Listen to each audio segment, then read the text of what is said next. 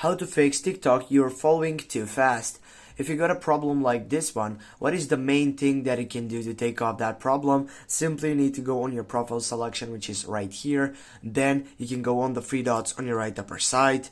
After you get done with that, you simply go settings and privacy, and right here as you can see you have many different options in which it will be included the right one option, which is to trick and get around that you're following too fast sessions on your TikTok profile.